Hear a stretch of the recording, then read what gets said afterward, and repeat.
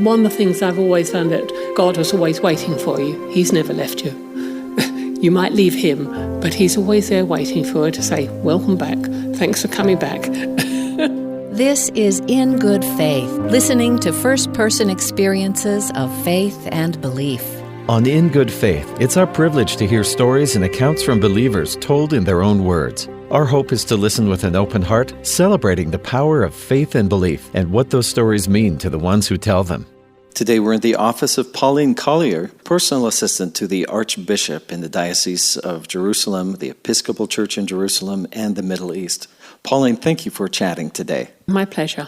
The first question everyone wants to ask is, what are you doing here? Right. Well, in 2013, I came on a course at St. George's College, which is on the site here of the cathedral. The priest at my church in Stock in Essex in England was, until 2011, was Dean of the college, St. George's College here. And when he joined our parish, we started hearing about Jerusalem in a big way. And then in 2013, he was asked to come back and lead a course, and I came out and joined the course. Thoroughly enjoyed it. It was a wonderful experience. And then 2 years ago, 2015, him and his wife, who is an American, led a group of 30 of us from our village on a pilgrimage out here. And it was during that time that I thought, well, I wonder if there's anything I could do here. And when I got back home, started thinking about it, had a chat with Jill and Stephen, and they started making inquiries here and came up with this job. So that's how I'm here. In your office here, we're surrounded by binders and binders of all different churches. And what all do you manage here? Right, well, to start with, in this modern day, it's answering all the emails that come in from all over the world. Including mine, thank you. Yeah. Pleasure.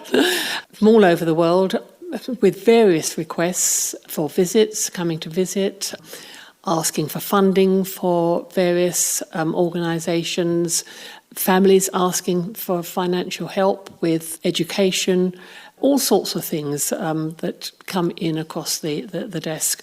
And so get those sorted out. Do a lot of thank you letters as well for the organisations worldwide, but particularly in America, who send a great deal of money to the Holy Land to support the institutions that the diocese organise, hospitals, schools, clinics. And it's a great joy, actually, to be able to thank them for their generosity. And people are really very generous towards the work out in this country. When you were a little girl, did you ever thumb through the Bible and think, I'm going there someday? Thumb through the Bible, yes, many times. But never with a thought of coming to Jerusalem. I can remember as a small child hearing a young man who came to my church. He had been here during the war, Second World War, and he told of his experience of going to Bethlehem and looking down through the star and I was absolutely fascinated with that. I thought, gosh, what an experience. Never dreaming that one day I would do that, because that was outside our realms. You only sort of did that if you were probably in the forces, the armed forces, and were shipped around the world then, but never dreamt that I would be doing that myself, yes. Will you tell me about your first inklings or awakenings of faith and belief? I'd always been taken to Sunday school. I grew up in a town called Dagenham in Essex, which was famous for the Ford Motor Company. I think it's the first Ford Motor Company in England, and it opened in the 1920s. And the big estate grew up then with the expansion of the area. Lots of churches were built, and one of them was the Dagenham Congregational Church, to which my mother started attending, and my sisters. And then many years later, there's quite a large gap between my sisters and myself. I went along. I've always attended church. My mother was in charge of the kitchen at the church, so I grew up sitting in my pram, I'm told, in the kitchen. So I've always been involved with Sunday school and all things connected with church. But I transferred from being a Congregationalist, although they're no longer, they they're now called United Reformed Church. When I moved to Kent, and the local church there in the village was an Anglican church, and I'm a strong believer that you should support the local church, and rather than just trotting out to various travelling miles for it. So that was my local church. It was a tremendous church, and I joined that and been an Anglican ever since. Are there times in your life that you look back, and maybe a story you could share of a time whether it would be feeling you'd have guidance or of some sort, or look back and see that you were led in some situation to start to really bolster your faith? I think we are given gifts. Very strong feeling that everybody is given gifts, and I was certainly brought up with the instruction that God has given you gifts and you should use them.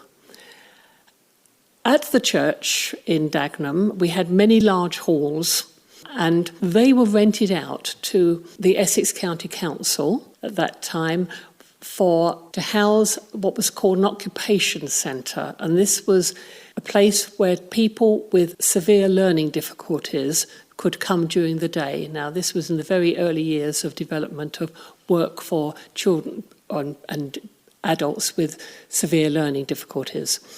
They were using the halls there. My sisters became very interested in the work, and they started working as instructors in the occupation centre. I used to go along during my school holidays, because they didn't have the same school holidays, play the piano, help out with them. As I grew, I still had this very strong feeling that that was what I should be doing. I didn't do it immediately I left school. I went into a bank for a few years. But after a while, I certainly had the very strong calling that that's the work I should be doing.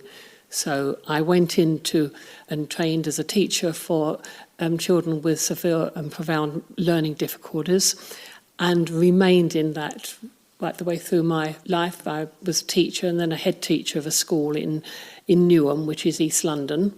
And then when I retired from that, I still carried on working for the local area and visiting all the mainstream schools in the area, doing work-related learning with special needs, so youngsters with special needs.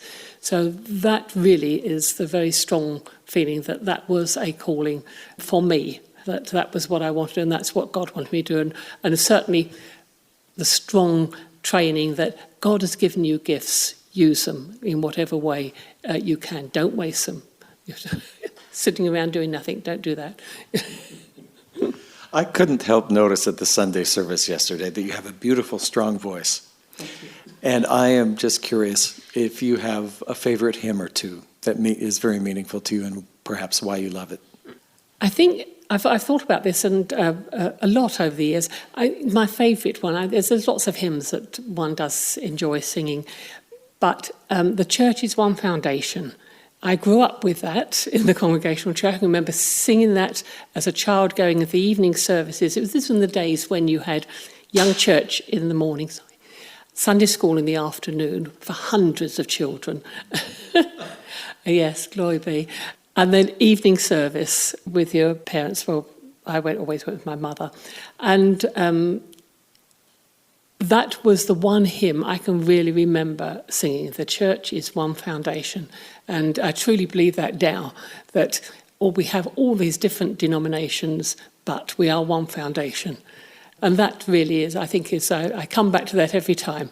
And not only that, the tune is good. Since you've been here in the Holy Land, have you had much time to go around to visit the biblical sites? Not since I've been out here working. When I came on, I was on the course that was in the footsteps of Jesus, and then on the pilgrimage, yes, then visited all the sites, Nazareth, Galilee, everywhere, the Jerusalem, etc. But I haven't had much time doing it since I've been here, because it's been plenty of work to do to keep one going, yes. Certainly I've been to the various sites around Jerusalem at various, odd times, but yes, mainly when I was on the pilgrimage, etc. I'm wondering if there are, besides church services, if there are personal things that you do, whether it's a ritual or a thing you think about or do, that helps connect you with God and remembering the reasons you do what you do? I've always sung throughout my life, and when I came here, I was really missing singing on a regular basis. Right, as you do it in church. So the cathedral organist put me in touch with a choir. I phoned the conductor, who's a young lady. One of her questions was, "Can you speak Hebrew?" I said, "No, is that going to be a problem?" "Oh, no," she said, "we're going to sing a few pieces in Hebrew." I said, "Oh, no, I won't worry about that then. That'll be fine. I've sung in Russian and German and all sorts of languages. No, that's okay." So I went along and she said, "Sing me something." And gosh, what do I sing? Well, when I've done an audition before, I've always been asked to sing When I Survey the Wondrous Cross, because you get closed vowels on high notes. So I started to sing it. Now, it should have given me a clue, because she said, "Oh, I don't know that one." And plus the fact that we were meeting in a synagogue. So anyway, she said, "Right, no, you're fine, that's okay." And so I joined the choir. Well, I now know why she said, "Do you speak Hebrew?" Because the whole evening is conducted in Hebrew because, well, everyone there in the choir is Jewish. But it's wonderful. It doesn't really matter that I don't understand what she's talking about in between the singing. Music is music all the world over, so that's fine. And if I can't understand the bar numbers, somebody next to me tells me. But that has really been a great experience, going along every Sunday evening and meeting 30, 40 Jewish people. They're not Orthodox, they're Reformed. The synagogue we meet in is part of the reconstructed Jewish condition. And it's just wonderful being able to speak to them, because they're quite bewildered, the fact that I'm here in Jerusalem working for Anglicans, but they're Arab, and particularly that the Archbishop is an Arab gentleman. Now, that has not come across, that's not come into their spectrum at all, that they've got an Arab Anglican Archbishop in Jerusalem. So whether that is why I was sent there, I do not know. But I'm certainly getting a great deal out of being there and meeting with these people and hearing their stories. And particularly the gentleman I was talking to last evening, who is learning to speak Arabic because he truly believes that all the Israeli Jewish people should speak Arabic as well as Hebrew. And he goes along to the Islamic Centre here to learn the Arabic. I think that's just absolutely wonderful to hear that side of life as well. That I get a great deal from being with them, as well as being with my Christian friends that come to the cathedral and learn all about Jerusalem. You get a different slant on it, and it's lovely. It's also wonderful. I love going along Saladin Street, which is our Muslim area here, and meeting the people along there. They are so friendly, particularly the family at the Education Bookshop. If anyone ever comes to Jerusalem, please go to the Education Bookshop, because there are tremendous people there that meet. They are so open to all faiths. They're just great people, and it's been just wonderful meeting them. And that really is, I think, if you want something that I do, that is going out and meeting the people here, and that's you get a great deal from them. A unique experience. Absolutely, yes. If there's one thing I'm really pleased I came to Jerusalem for, I know you've got all the wonderful biblical sites here, but it's the people. They're the living people here. In the Anglican Church, they're called the living stones. They're the living stones of the Muslim faith and the Jewish faith as well. And together, we've got to be able to make something work, right? I wonder if you have a particular favorite parable or a scripture that you keep in mind sometimes. I think the one that is the Good Samaritan, really. Doesn't matter who the person is, where they're from, etc., they have the right to be treated with respect, to listen to them. You might not always agree with what they're saying, but that to me says a great deal. And yes, you can have experiences here that perhaps not as favourable as one would hope, but then you just have to accept that some people don't agree with what's happening, what you're doing, why you're here, but you've got to just accept that and be as gracious as you can to them. But no, the Good Samaritan, I think, is to me is a good one. Going around meeting all the people from different faiths and areas of living here. Have you just always believed, had a gift of faith, or were there experiences? Well, I was brought up to believe, and I've, with Sunday school background and various other things that I belong to, it always has been a part of my life. If I've ever doubted or had any feelings of wanting perhaps distance myself at all, but I've always come back to it. And one of the things I've always found that God was always waiting for you. He's never left you. You might leave him, but he's always there waiting for you to say, welcome back. Thanks for coming back. So I think that is, it's just been always part of my life and has got stronger as life's gone on. You meet different people that give you different aspects and can strengthen your faith or diminish it. But concentrate on the people that strengthen your faith. Listen to the people that diminish it. They might have a message for you. But on the whole, listen to the people that will strengthen your faith. But it has always been part of my life. I'm always thankful that I grew up in a family that did respect that and never stopped, always supported. My father didn't come to church, but he always supported whatever we were doing, whatever was happening, he was there. He never ever stopped my mother or myself or my sisters ever going to church. So that was great. I felt that was his service, though he didn't come worship himself. That was his service, that he didn't stop us from doing so. Speaking with Pauline Collier, personal assistant to the Archbishop in the Episcopal Church in Jerusalem and the Middle East, the Diocese of Jerusalem. Pauline, a pleasure to hear from you, and thank you for sharing your faith. Thank you very much, and for asking me, and thank you for coming. I hope you'll come back again someday. Thanks for tuning in to In Good Faith. In the second half of the show, we'll pay a visit to Sunday morning services at St. George's Cathedral in Jerusalem. And we'll listen in on our panel as they discuss the ideas presented by our guest, Pauline Collier. Back in a moment with more of In Good Faith.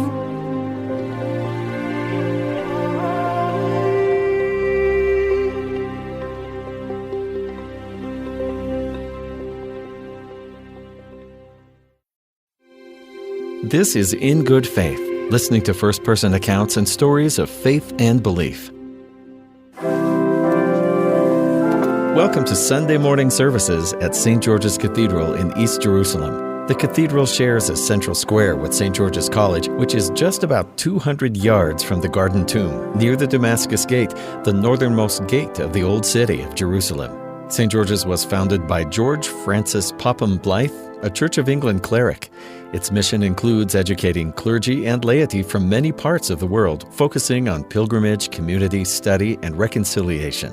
A course of study typically lasts 8, 10, or 14 days, and they're open to clergy and laity of all denominations and any faith. You might study the Bible and the land, including archaeology and history, pilgrimage and spirituality, and interfaith Jewish, Christian, and Islamic dialogue.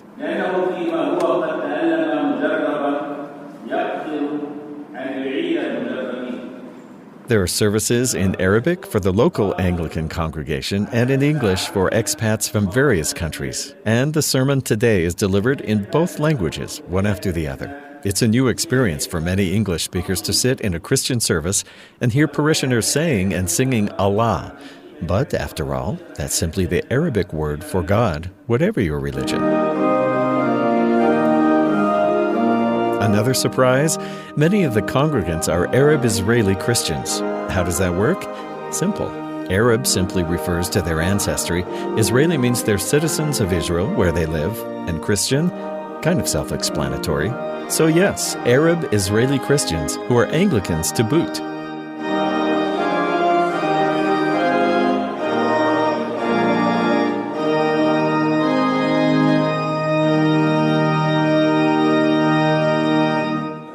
How do you find your own gifts and use them?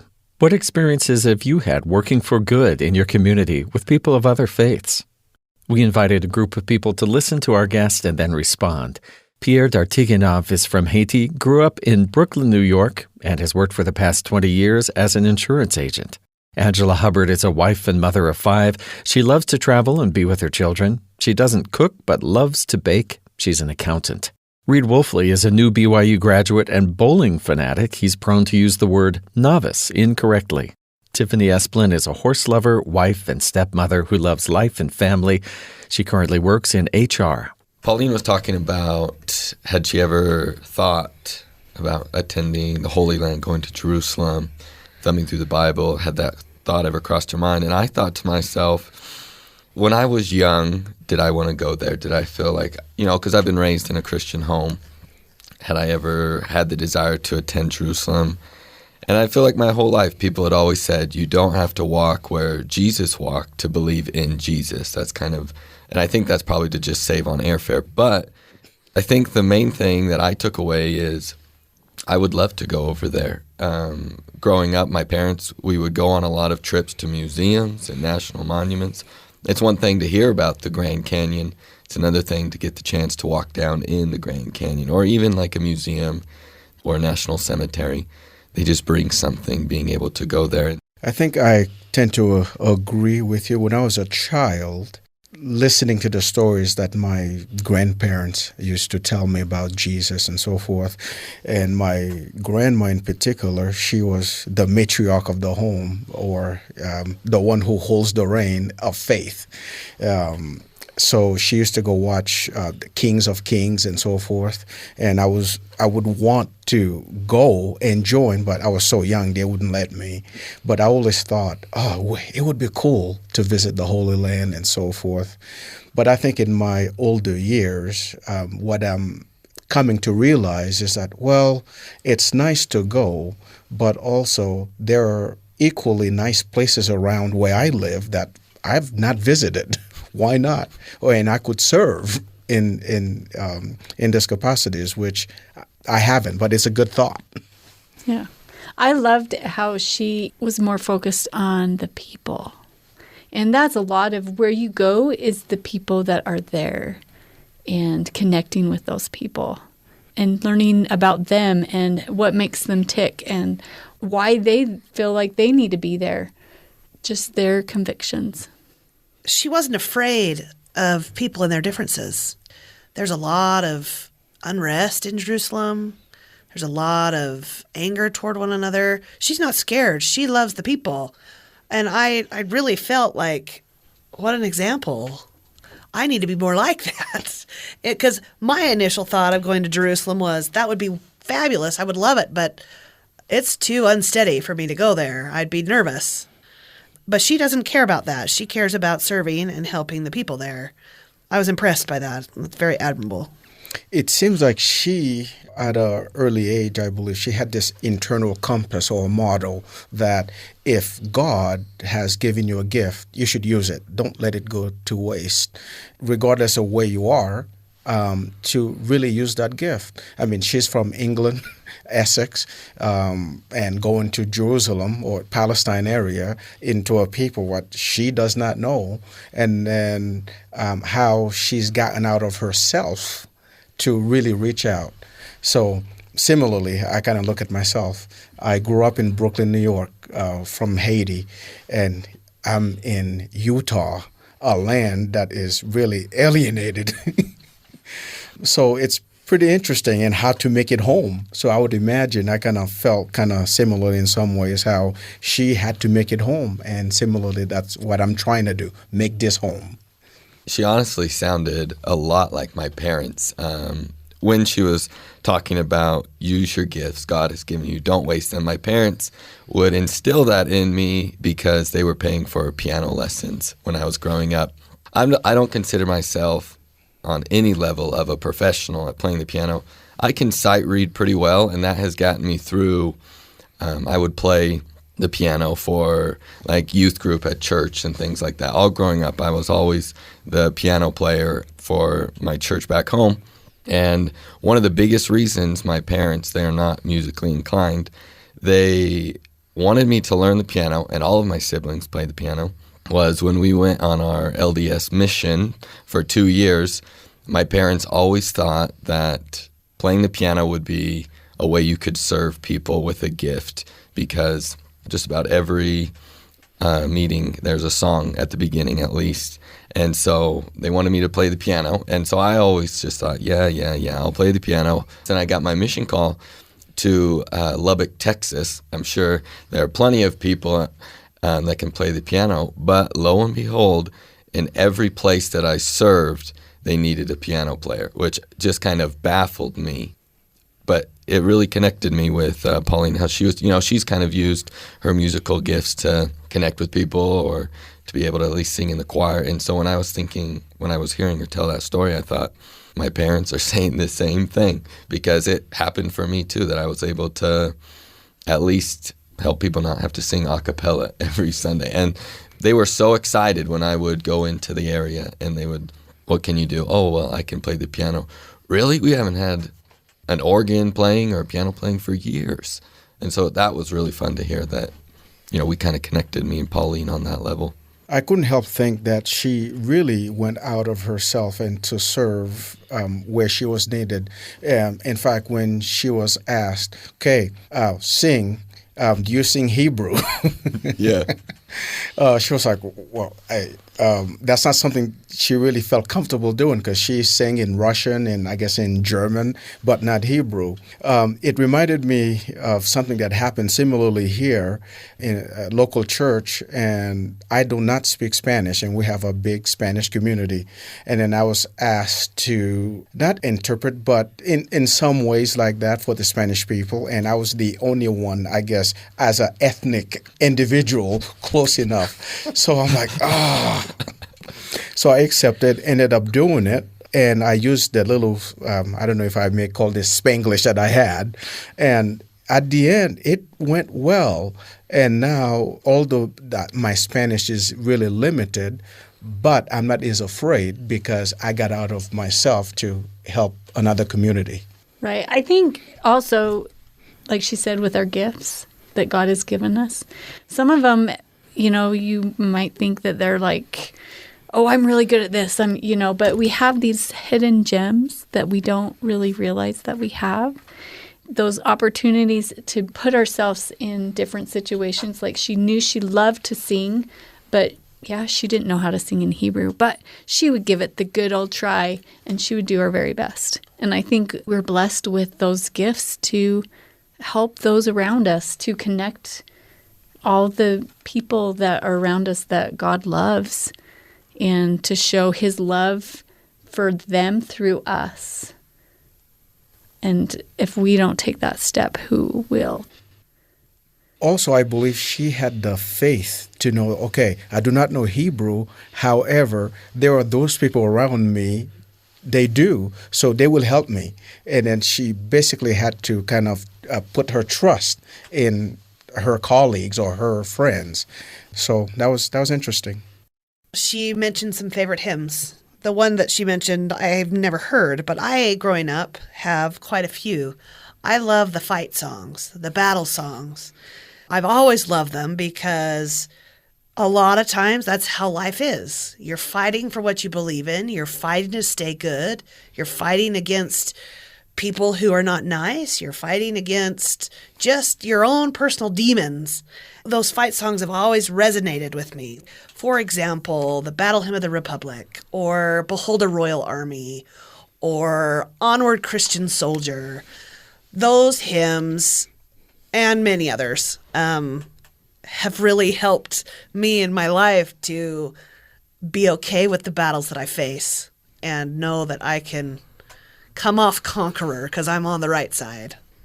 And those hymns you talk about, she mentioned, like, she has always going to Sunday school just as a young age. She's always been supported by her mother, her dad even, and sisters that were all involved with Sunday school and church. So it was instilled in such a small, young age. And so those melodies and those words always are in their minds, and it does build that faith and that conviction and knowledge of deity. What a great thing to pass on from generation to generation. And it's not always too late to have that experience. I know with my family, I have 5 kids, and every Christmas we love the hymns of Christmas. And so we sing one every night, all the days leading up to Christmas. And my kids love it. They look forward to it every year. And it's something that brings us all together, because music can bring you together, and you can share that love that the hymns bring and that music brings into your life.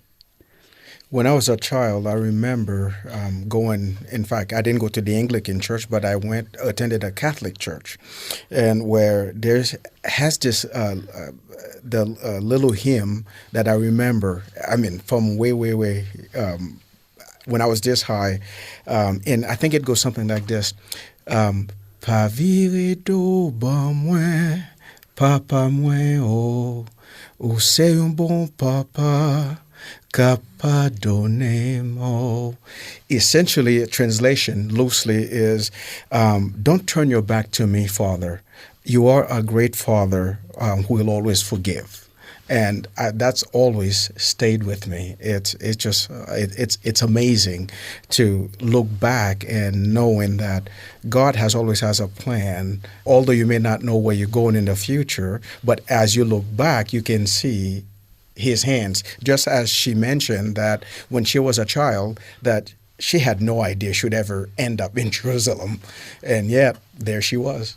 Yeah, I think the song or the hymn that has done that for me, or something similar that has done for Pauline, it's "Come, Come, Ye Saints." It's a pretty classic among in the LDS faith, and it's about pioneers who crossed the plains and moved west. And just recently, actually, maybe a few weeks ago, I've always liked the hymn. Kind of when the going get tough, it was kind of a rallying cry for me that they did hard things, I can do hard things. I was listening to a speech last week by the vice president here at BYU, and he was in, I think, the Czech Republic, and they were singing that song, "Come, Come, Ye Saints," and the guy in the stand leaned over to him and said, the chorus is actually translated a little bit differently. In English, the phrase is "all is well, all is well." In Czech, it translates as "not so bad, not so bad." And since then, I've even come to love the song even more. And Pauline was talking a little bit about, with the Good Samaritan, that sometimes we're dealt less favorable situations in life, and we just kind of have to go with what we're given. And that new translation of "not so bad, not so bad" has really helped me when I feel like I'm in a less favorable situation. This is a conversation in good faith, with a group of listeners sharing their thoughts on the first half of today's show with Pauline Collier. Now back to the conversation.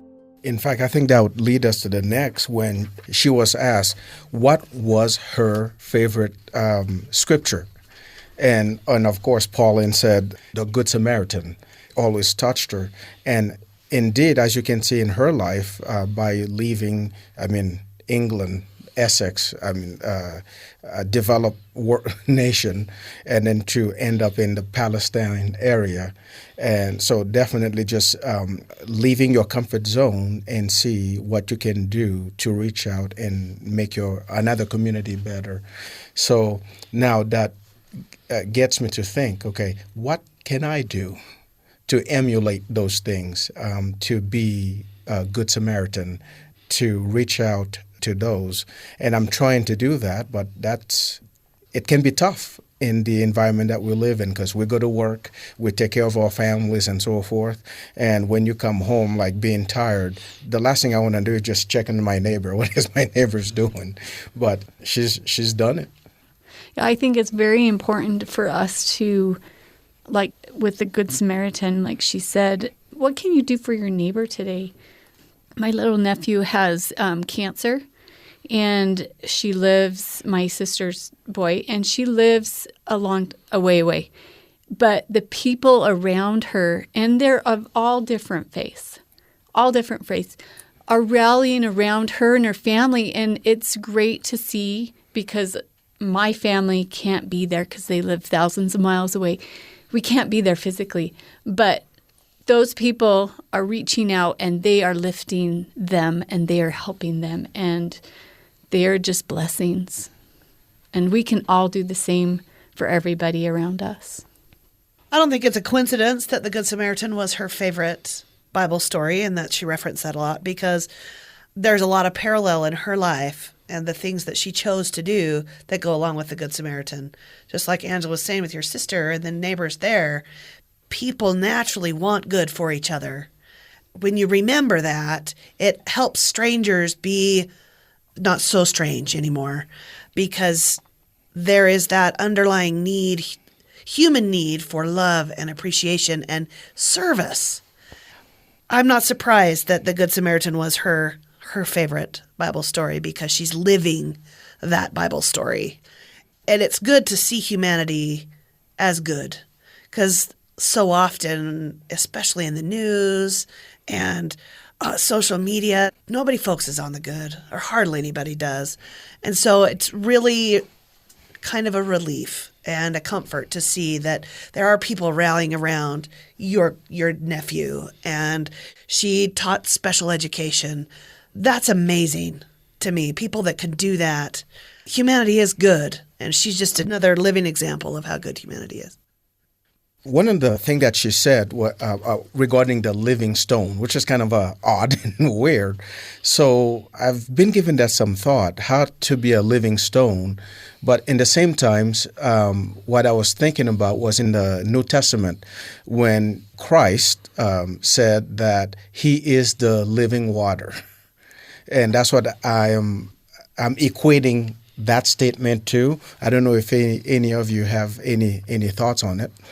Well, I think living is probably very similar in the living stones, the living water. For me, I see it as Jesus is saying, you don't have to look anywhere else. Like, this will always give you what you need. So I think in a sense, living stones, those can come together and build a foundation. And I think in any church, any community, if we're there for one another and we're able to reach out to others, people can know that for right now, this is all that you need. We are here for you, and we're willing to support you through whatever you're going through. And building up a church is through the community or the church members that are there. It takes people, the stones, to actually go out and do anything with it. You know, any belief is dead if it's not acted on or it's not performed. And so I thought it was interesting. I mean, I definitely would count her as a living stone, because she is a practicer of her belief. To me, that's what living means. A stone is just a stone, but you add living stone to it. Something that lives is moving and breathing and doing, and that's what living is. So to be a living stone or the living water, you've got to move, you got to do, you got to be and change and breathe and all of those things that create something living. So in other words, it has to be effective in our lives. Just as Jesus said, the church was built upon a foundation of apostles, and he himself being the cornerstone. So it's that, I guess, that symbiotic relationship between he and the people, because the people is what really matters. In fact, what Pauline said, although the Jerusalem area, it's a tourist attraction, and you got all those different relics, those buildings and so forth, but yet what her security really, or her affinity, was dealing with the people. At the very beginning of the interview, Stephen asked Pauline when she had her first inklings of faith, and she mentioned that about growing up in the church. But then she talked about sometimes we kind of forget that faith, or we get sidetracked. But what I really loved is she said, God is always waiting. He never leaves you. He is always there and waiting for you to come back. And there's no doubt that he is there. And I've seen that in my life, in my family. you do. Doubt comes into your heart sometimes, but that core inside of you is still that core, and you have to find that way back. In fact, she mentioned that she was heavily influenced by her family and faith. She went to church as much as she could, although her father did not attend any particular church, but he didn't stop her from experiencing, spirituality. Similarly, if I can look back, I was heavily influenced by my grandma in my own family about faith, although it, as feeble as I was, it has sustained me throughout life. And then there are times where I feel that I am not living as consistently to what I've been taught, to what I know, but by looking back and knowing the faith of my fathers or my grandma, and that always tend to kind of lead me back to, greener pastures. In my own family, it's been a few years now of people have made decisions that I guess myself or my parents would hope people didn't make. And I just know that is the time to re-show that your arms are wide open, trying to be as loving and understanding as you can. I think Pauline would hopefully agree with me that that's exactly why God is always waiting for people when they have a course correction, is because he does understand perfectly. He's all loving. I really like to hear what she was talking about, that you personally have to let God's love for you transform maybe how you think about yourself, because sometimes maybe it's easier to say, my cousin has made wrong decisions against me or something, but now he's repented, he's changed, he's different now. It's easy to forgive. But I think it is so much harder to forgive yourself when you know you went down the wrong path, you made the dumb decision. But it still applies to us that we can turn back to God or just become better people in any sense of it. Like Pauline was saying, is that you can always do it. You can always make the change. And I think sometimes it's harder to remember that for like a personal application. In fact, there's a slogan that I always remember that a friend used long ago, which state like this: whenever you're going in the wrong direction, the Lord allows a U-turn. Well, she said something. She said, he doesn't leave you, you leave him. Yep. And that's true, because he doesn't. But it's your choices that lead you down that path where you need the U-turn. I really think, for myself, growing up in the home that I did, anytime that I've had doubts or I felt like I might have gone down the wrong direction, it was those first inklings of faith in my own life that I could look back on. But the reason that I am is because of how happy it makes me. And that happiness is definitely right now in the present. But a lot of those happy events were in the past. They were years ago of a good experience with my dad, a good experience with my brother. And when I think about those times, that maybe they're church-related or not, it really helps me maybe cast that doubt. I can not be as fearful because I can remember something that happened when I was a kid. In fact, this morning I was thinking about this. One of our spiritual leaders of my faith put it this way: before you doubt your faith, first doubt your doubts. It's an interesting way to put it, but I've pondered on that. Yeah, before I doubt my faith, let me first cast doubt on my doubts.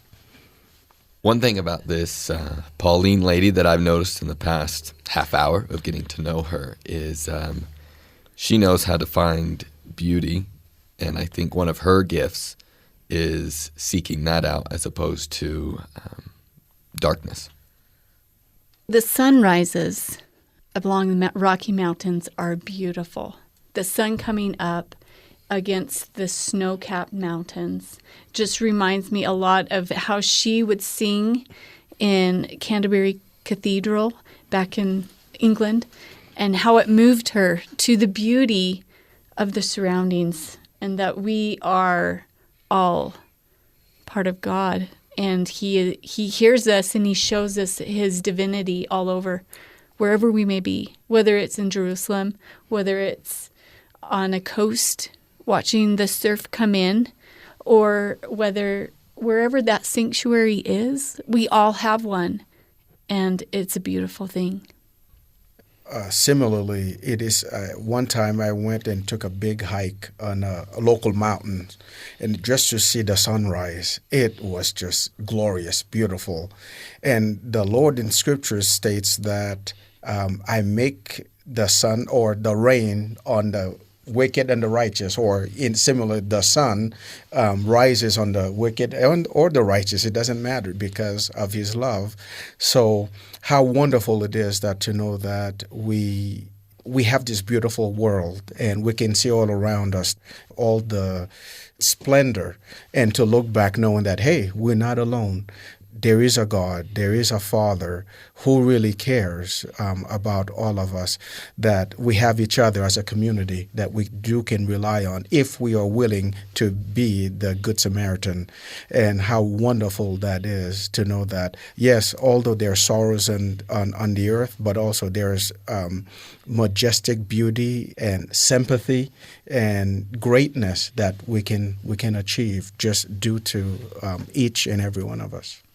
I think beauty is in each other, too, finding the beauty in each other, in people we don't know, that draws a connection that I think would make God smile. That's our time for today. Thanks to our panelists, and especially to Pauline Collier for generously sharing her stories and her faith. In Good Faith is committed to the idea that we all benefit from hearing people of widely varying backgrounds tell their personal experience with faith and belief. In fact, we think people with such experience deserve some of our best listening.